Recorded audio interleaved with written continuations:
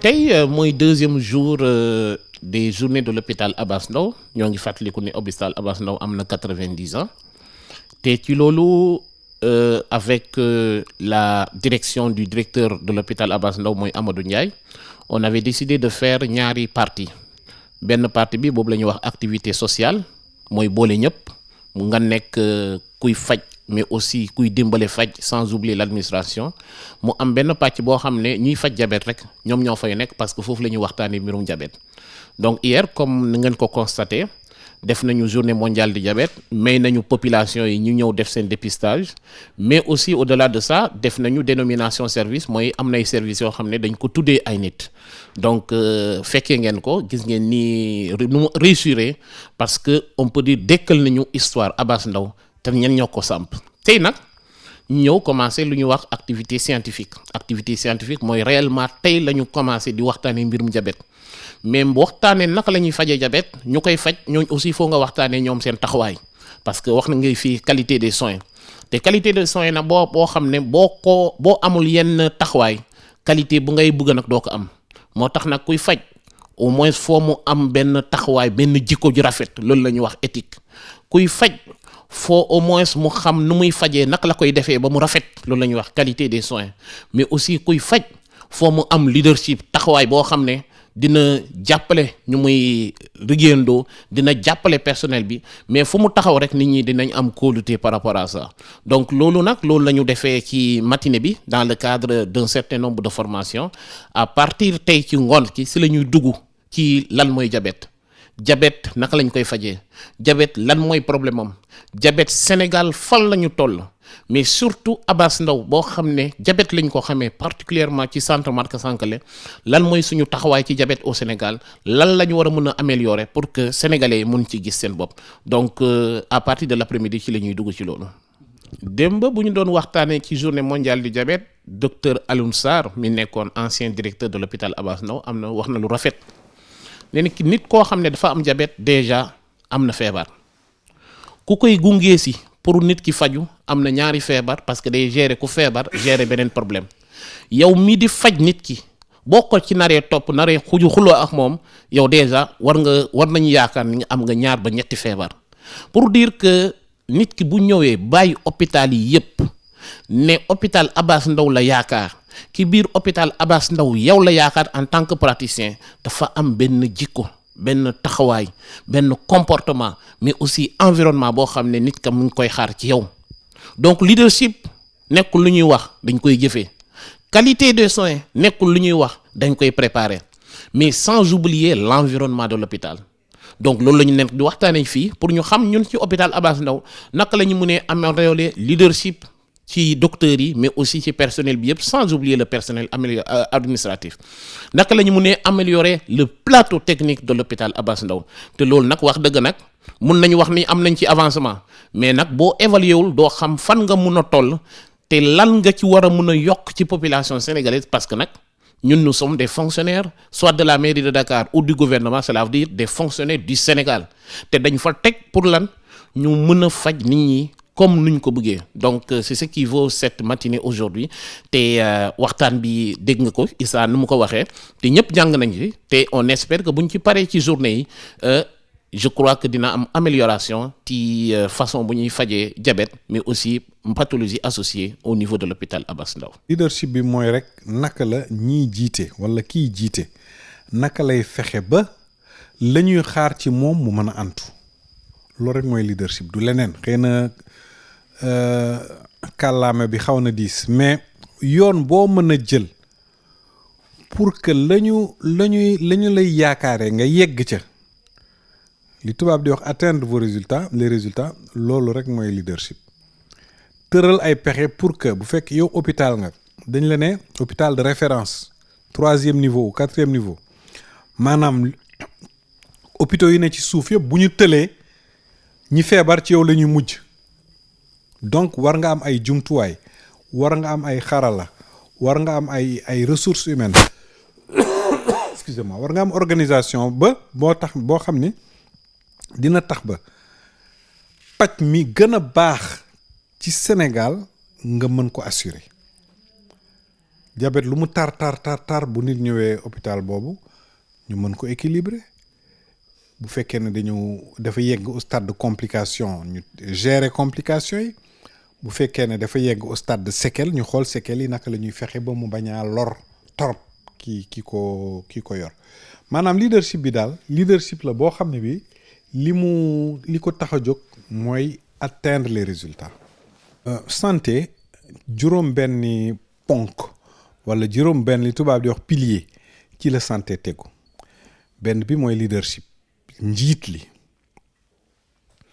beneen bi mooy alal bi nga xam ni moom mooy tax ba hôpitaux yi am li ñu war a doxee jumtuwaay ak garab ñetteel bi mooy garab yu doy ñeenteel bi mooy système d'information la ñu war a saytu ci biir hôpital bi ñu tëral ay yoon yoo xam ni foofu lañ koy saytoo ñu xam ñaata malade la hôpital bi am ñaata nit la hôpital bi liggéeyloo ñaata ñoo fa tëdd ci lal yi et cetera et cetera loolu mooy statistique mais ressources humaines aussi c'est important foofu xëy na laay taxaw tuuti parce que ressources humaines mooy ñi nga xam ne ñu ngi liggéey foofu ndax doy nañu ndax tàggat bi war ci ñoom am na loolu c'est extrêmement important bu fekkee ne am nañuy problème d'accueil ou bien ça peut être au niveau des ressources humaines aussi parce que leadership lu mu baax bu fekkee ne joxuñu la nit ñi nga xam ne mën nañu doxal li nga bëgg ñu doxal ci hôpital bi du dem parce que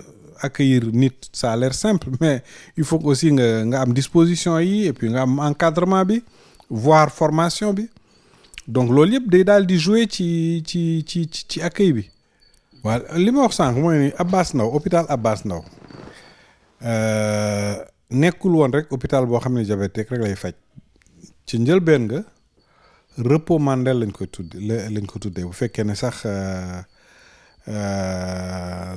mes souvenirs sont exacts est-ce que ñu amee tuberculose wala yooyu lañ fa daan faj léegi ba mu nekk hôpital généraliste nga xam ni day am service chirurgie am service médecine interne am maternité am lépp léegi hôpital la boo xam ni am na service yëpp a ngi ci ophtalmo waaye nag li ci ëpp cœur de métier wu Abass Ndao maanaam li nga xam ne loolu lañ ko gën a xamee mooy diabète dëgg la te centre bi gën a mag bi nga xam ne mooy faj diabète ñu koy tuddee centre Marc Sankalé fa la nekk moo tax ñu gën a xam centre Marcalé ñu gën a xam Abass Ndao ci wàllu diabète alors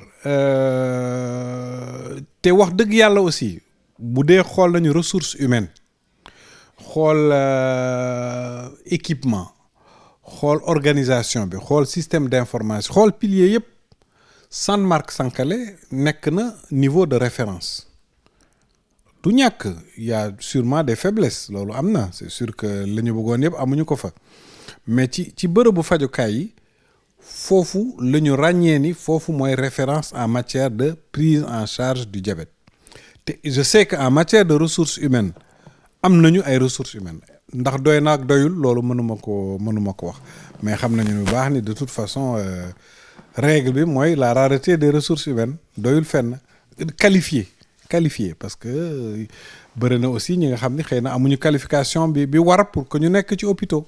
J'aimerais bien vous parler un tout petit peu de notre collaboration avec le centre antidiabétique Abass Ndao, puisque nous nous activons dans le domaine du diabète et aujourd'hui, comme vous le savez, depuis hier, nous sommes en train de fêter la journée mondiale sur le diabète et donc nous sommes venus apporter notre contribution au centre antidiabétique Abass Ndao.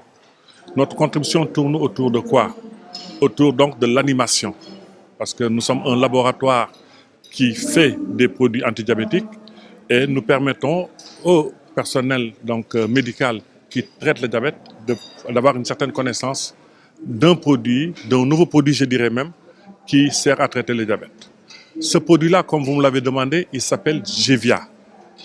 Gevia, c'est un antidiabétique. En fait, c'est ce qu'on appelle aujourd'hui les gold standards, notamment dans la prise en charge du diabète. Les gold standards, c'est-à-dire les médicaments de référence. C'est une nouvelle classe thérapeutique qui permet aujourd'hui non seulement de baisser le taux de sucre, qui est la cause du problème chez les diabétiques, mais aussi d'éviter tout ce qui est effet secondaire chez les diabétiques. Vous savez que chez les diabétiques, autant on crée la montée du sucre, autant on craint beaucoup plus le sucre qui est bas, parce que c'est ce qui est à l'origine des hypoglycémies et des comas. Et ce médicament-là a l'avantage de baisser le taux de sucre, mais de ne pas induire des hypoglycémies, de pouvoir être utilisé, par exemple, pendant le ramadan, parce que comme vous le savez, pendant le ramadan, les gens ne mangent pas. Les diabétiques musulmans veulent jeûner. Il leur faut donc un médicament qui soit adapté au jeûne. Et ce médicament-là a cet avantage-là. Au-delà de ça, on craint beaucoup la prise de poids chez les diabétiques. Et avec ce médicament-là aussi, on ne prend pas du poids. Ce médicament s'appelle Gevia. Et la molécule contenue dans le médicament s'appelle la sitagliptine. Il fait partie d'une famille qu'on appelle les inhibiteurs de la DDP4, qui est en fait une enzyme. Question pertinente, mais ce qu'il faut retenir particulièrement par rapport à ce médicament, c'est que c'est un médicament destiné au marché privé. Donc, il ne sera vendu qu'en pharmacie. Ce qui veut dire que donc, les hôpitaux ou le marché public ne peut pas l'avoir au niveau de la structure qui est la pharmacie nationale d'approvisionnement. C'est vendu uniquement au niveau des pharmacies privées. Toutefois, en termes de disponibilité, c'est un produit qui commence à être disponible partout, à Dakar, à Kaolack, à Mbour. On est en train de travailler sur Saint-Louis et Louga et très bientôt, sur l'ensemble du territoire, on aura ce médicament. Mais en tout cas, à Dakar, il est bien présent. Vrai de vrai, vous avez touché un point très important par rapport aux diabétiques. Je peux vous avouer d'ailleurs que ça fait plus d'une vingtaine d'années que je travaille sur le diabète et je peux vous dire que sur le plan social, le diabète a un impact très important. Et d'ailleurs, souvent, on a des diabétiques qui ne sont même pas en mesure d'avoir leur seringue pour les insulino-dépendants. Certains qui n'achètent même pas à avoir leurs médicaments.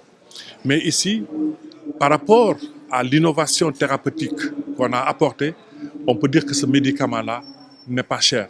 Parce qu'il faut savoir que cette classe de médicaments-là, dans cette classe, le nôtre a été précédé par 2 autres médicaments de la même classe. Mais aujourd'hui, nous qui venons d'arriver, nous coûtons moins cher que ces deux classes, ces deux autres médicaments-là. Nous avions eu un souci, véritablement, de présenter à la population un médicament moins cher, en tout cas dans sa classe, par rapport à ceux qui l'ont précédé. C'est pour ça qu'aujourd'hui, en tout cas, on peut le considérer comme étant accessible par rapport aux 2 qui l'ont précédé. Et c'est déjà un pas vers l'accessibilité totale du médicament. On tourne entre 10 et 15 000 francs. Et figurez-vous, la particularité de notre médicament, c'est que nous sommes sortis des chantiers battus, parce que d'habitude, vous voyez que les médicaments, en général, c'est des conditionnements de 30 comprimés au maximum. Donc, pour 1 mois de traitement. Ici, nous avons fait des boîtes de 60 comprimés. Ce qui fait que le diabétique qui l'achète pourra utiliser notre boîte de médicaments pendant 2 mois. Ce qui lui permet donc de souffler un tout petit peu, contrairement aux autres qui sont conditionnés à 30 comprimés, 1 mois de traitement uniquement. Sucria est un produit qui est fabriqué au Sénégal par l'entreprise Latif Enterprise, qui est au Sénégal depuis maintenant 6 ans. Le produit est bien connu des Sénégalais. Sucria, c'est quoi? C'est un sucre pour les diabétiques, un édulcorant. Et quand on parle d'édulcorant, c'est juste un goût de sucre qui a été retenu. Et ce goût de sucre qui a été retenu est naturellement tiré de fruits comme la pastèque, la poire, la fraise, la pomme, etc. C'est des fruits qui contiennent naturellement le principal composant de ce produit. On a essayé de l'imager un peu sur la boîte. Vous voyez bien qu'il y a des fraises, des pommes, ainsi de suite. Et vraiment, on rappelle que c'est un produit qui est tout naturellement constitué, c'est un produit qui est naturellement fait.